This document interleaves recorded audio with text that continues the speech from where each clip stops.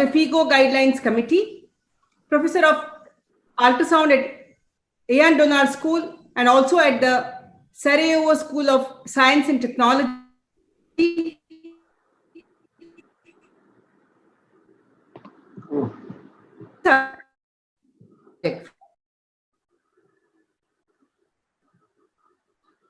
Thank you. Let not be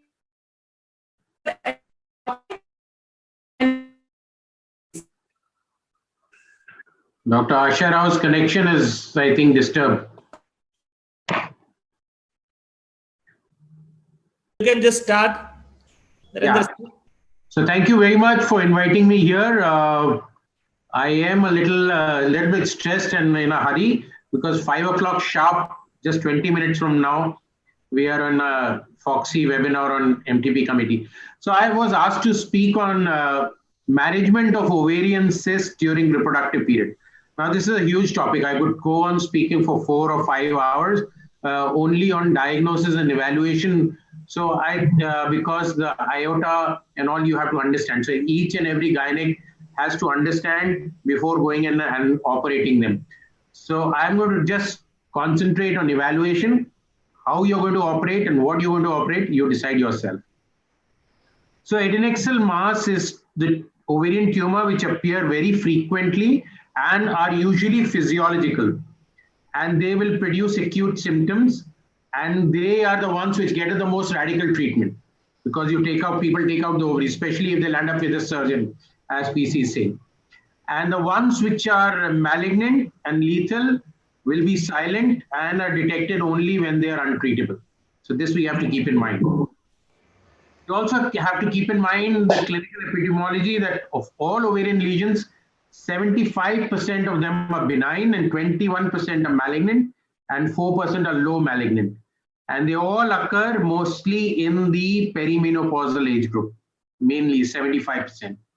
And they have a genetic factor, 2 or more relatives, family history, diagnosed with breast cancer, personal history of use of fertility drugs, BRCA, BRCA1 positives, age 50, etc., and Jewish people.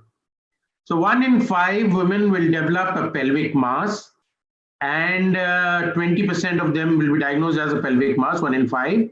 5 to 10 of these women will have surgery, and 13 to 21% will turn out to be a malignant mass. And it's all about ovarian cancers because this kills and it just comes late. So we need to pick up these 3 to 4% women. So how do we do it? We do it with a pelvic exam, whether it is bilateral, size, consistency, mobility, shifting dullness. Then we do a pelvic ultrasound for volume, morphology, and Doppler. And then you need, if you use ultrasound as a screening test, then you need to have a number of many more to pick up to have a good positive predictive value. So then there is a balance between effectivity and affordability. Then you can do all the tumor markers with any adnexal mass of older age group, CA125 being the best, human chorionic gonadotrophin, chorionic embryonic antigen, alpha-fetoproteins, the complete ROMA, and HE4. And CA125 is the most commonly done. And then when we do all this, we put them into a RMI calculation. RMI is CA125 into uterus into the mass. And RMI over 200 requires a specialist consultation, and RMI 278% of ovarian cancer can be detected.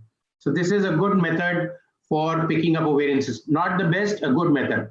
But remember, CA125 could be raised in all the others. That is why using only CA125 versus RMI proves to be better. Then we have a novel biomarker for ovarian cancer, which is HE4. And then, of course, we have the International Ovarian Tumor Analysis Group.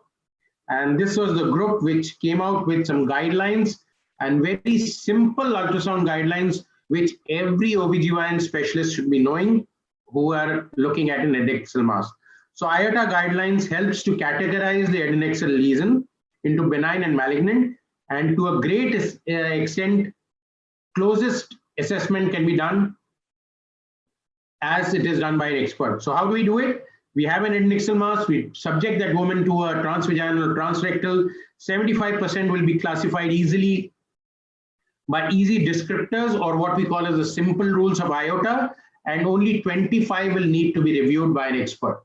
So a normal gynec would be able to do it very easily. The strategy is that you do the easy description pattern recognition, you apply the IOTA simple rules, and then you apply the logistic regression model for the IOTA phase 2, which is done by the experts.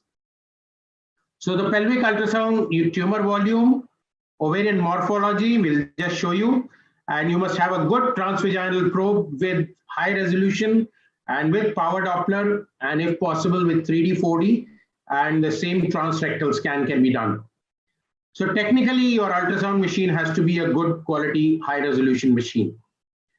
And you need to do a transabdominal scan first so that you are sure of the orientation and the organ relationship and the larger masses are not missed. And we have to remember that the pelvis is a shared space between the rectum, the bladder, the lymph nodes, the vessels, and all these pseudocysts and ectopic kidneys and all that. So please identify what you are looking at and don't identify any tumor as an adnexal mass. So the adnexal lesion can be divided according to morphology into non-septated clear, septated clear cyst with internal echos, solid tumors, and septated cystic or cystic masses with solid component. So it is very important for us at first to decide the origin, whether it's a tubal, whether it's ovarian, whether it's indiscriminate, could be both, or a tubo-ovarian. And there is no other image modalities like PET, CT, contrast, MRI are better than ultrasound. So MRI, PT, PET are only for malignant tumors and only for about 2 or 3 or maybe 10% where you cannot diagnose by ultrasound. So we need to evaluate all these cysts and the masses, and we will evaluate them by the IOTA guidelines so that we can do a management. And we need to define them into benign and malignant. So a 3-step approach: easy descriptors of pattern recognition, apply the simple rules, and apply the logistic regression curve 1, LR1, and apply the logistic regression 2 or on the app or LR2. And third is refer to an expert if you consider you cannot make out or you consider it is malignant, then an expert opinion. So pattern recognition is like this. They both are animals of the same size, but they're different. This one is a dog, that one is a cat. And we can do it by seeing them and recognizing the pattern. So you recognize the pattern, and that is rule number 1. Dogs will be dogs and cats will be cats. And you recognize them by giving them a total score. And here we do it for dogs and cats, give them the score for ovarian. So let's see pattern recognition. Now, if it is a unilocular ground glass cyst, perimenopausal women, ground glass classic, what is it? Endometrioma. Very simple. So that is one type of cyst, and it needs surgery.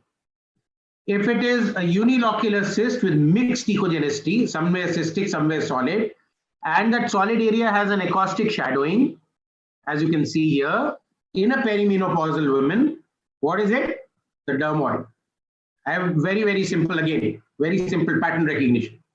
Now, if it is a unilocular cyst with regular walls and the diameter, maximum diameter is this one, transverse, K is less than 10, what is it? It's a simple ovarian cyst. Nothing to be done. Physiological, could be physiological, wait and watch, give OCPs, put a needle, puncture it and drain it and put Escarole injections. If it does not regress, then you can do a cystectomy.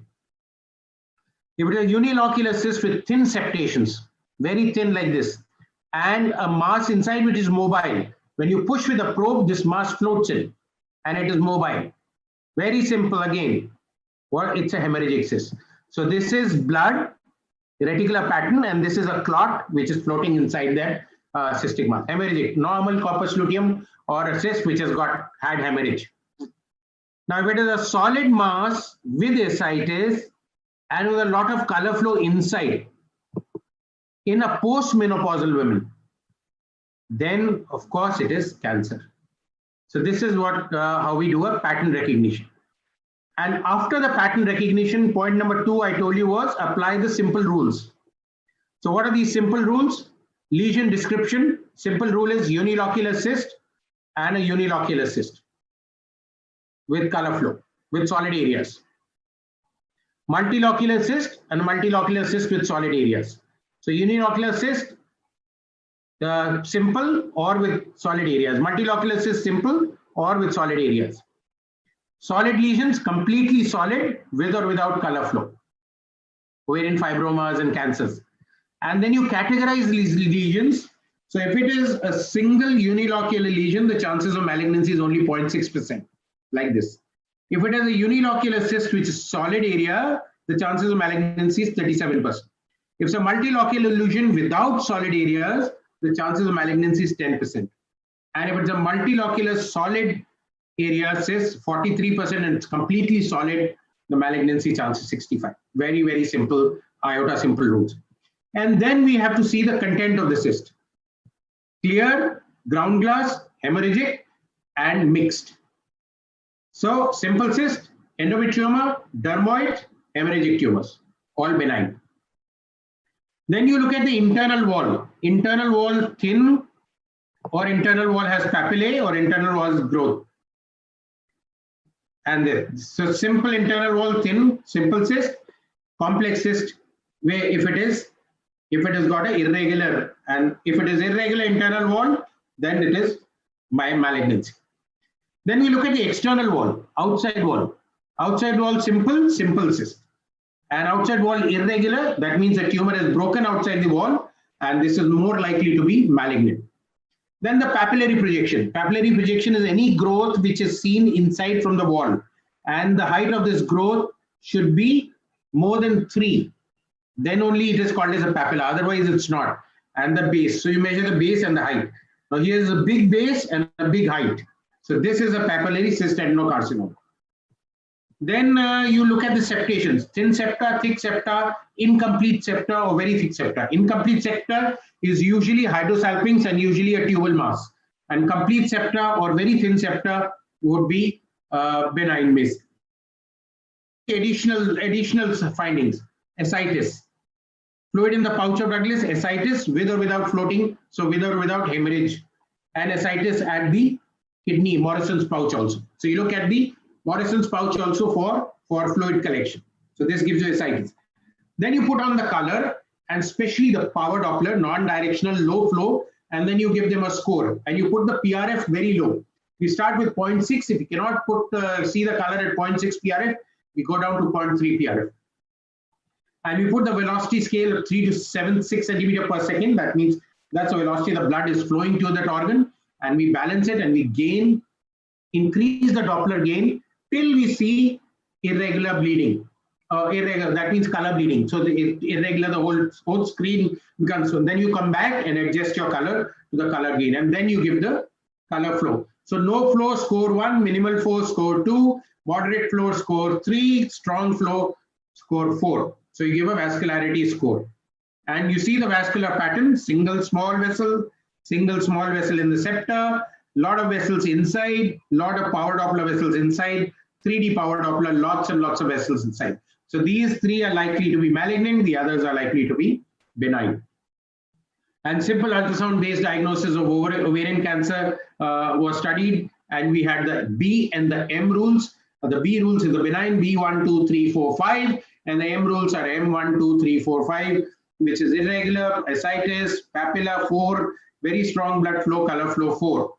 So very simply by applying this, you can do the B and M. And the B scoring is B1 is unilocular, B2 with little bit solid area, B3 acoustic shadowing, dermoid, B4 smooth multilocular, less than 3, normal, and we know blood flow score 1. So these are the ones which will have benign tumors.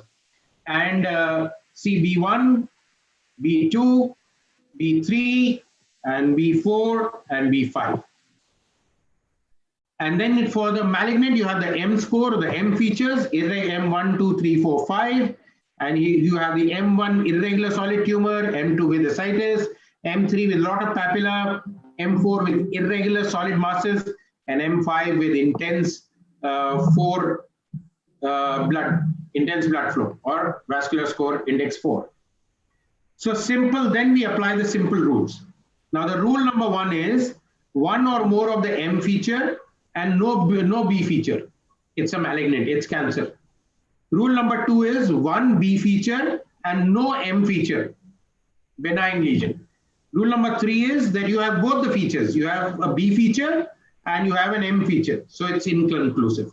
So you can, for an adnexal or an ovarian mass, these are the 3 diagnoses: benign, malignant, or inconclusive. And then we apply the L1, LR1, and the LR2 models. And LR1, you take the other 12 variables to evaluate the whole of the adnexa, and then you take another 6 variables to evaluate the adnexa by the LR2 model. And LR1 models, the 12 variables are age, history, largest diameter of the lesion, largest diameter of the solid content, ascites, papilla, irregular internal cysts, persistent presence of.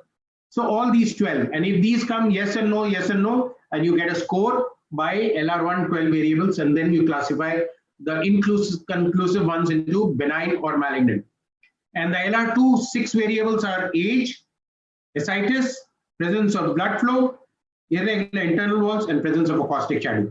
So you give yes 1 score and no 0 score. And again, you just score them and make them. Lastly, now this, as I told you, IOTA also can predict up to about 70-78% malignancy. The RMI model 67.5%, the CA125 30%, 40%, and this would give you 70%. So Adnex model is assessment of different neoplasms in the adnexa. Now this Adnex model is probably the best, and this will tell you benign, borderline, stage 1, stage 2, and secondary metastasis. And it's very simple to use the Adnex model. We have the 9 predictors here, 3 clinical variables and 6, and you put them into the IOTA model and you start the analysis on your app and you get the results, and then that's it. So it's very, very simple and very effective. 3D power Doppler will add more information by giving you the chaotic blood flows, and will quantify the blood or by VFI, the newer values. So you can do a 3D, 4D color Doppler evaluation. And here is my quiz. Everyone can freeze this picture on there and make a diagnosis of 1, 2, 3, 4. Send it to me on WhatsApp or this thing, and let's see how many of you could understand what I could tell you in these 15 minutes or so. So which are hemorrhagic cysts, which are dermoids, and which are malignant, and which are benign. So ladies and gentlemen, the goal of IOTA is to do a benign and malignant. And we have to test the model from morphology or origin, measuring in both the planes, do a 3D, do a Doppler, do a color physiology. Thank you very much for your patient attention. Questions, yes, if time allows here, because I have to leave, so you can post the question on my WhatsApp or on my email, which is right here. And all my presentations are on my SlideShare. So you can go through this presentation all over again by going to Narendra Malhotra SlideShare or to the Iron Donald book and the Iron Donald Atlas. Thank you very much for inviting me here to talk to you on ovarian malignancy evaluation.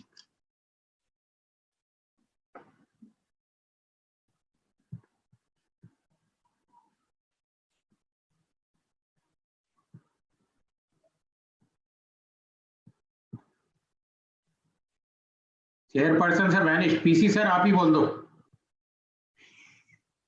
Unmute yourself. Unmute yourself.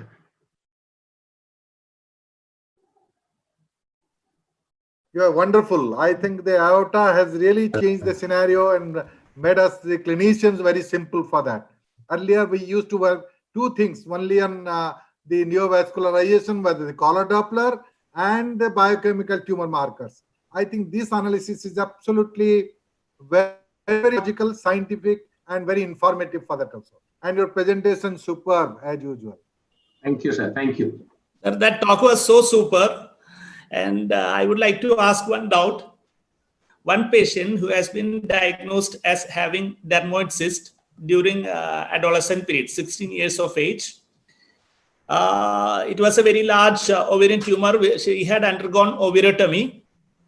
Then 2 years later, means a few years later, she conceived, and 2 years after the marriage, she was diagnosed as having an ovarian mass on the other side. She had undergone laparoscopy while she was pregnant. That time, that mass came out to be malignant mucinous cystadenoma. Oh. So what should we do, sir? Now she's 12 weeks now. So this is what is the dilemma if you catch a cancer during pregnancy. So it's cancer versus pregnancy. Now, if the mass has not spread, if the external capsule, it was only in the ovary, but they must not have taken out the ovary. They must have done a cystectomy. So they must have done a spill, and minute you spill it, the grading changes to 3. So that is where we need to balance. Now, if it is a low-grade cancer, low-grade malignancy, maybe I will try to pull out the pregnancy and do a cesarean hysterectomy with oophorectomy and everything to do a complete clearance. If it is a high-grade or even a moderately malignant, then probably we'll have to do sacrifice the pregnancy and save the life. Yeah. So that decision is a very difficult decision. Surgeon has advised MTP and hysterectomy, then chemotherapy. That's But they are in a dilemma. What to do next? moderately and severely malignant. So that's a very, very sad decision, but we have to do it sometimes to save the patient. Okay. It was a wonderful lecture, Naren, Yeah. with beautiful illustrations. Enjoyed it. Thank you.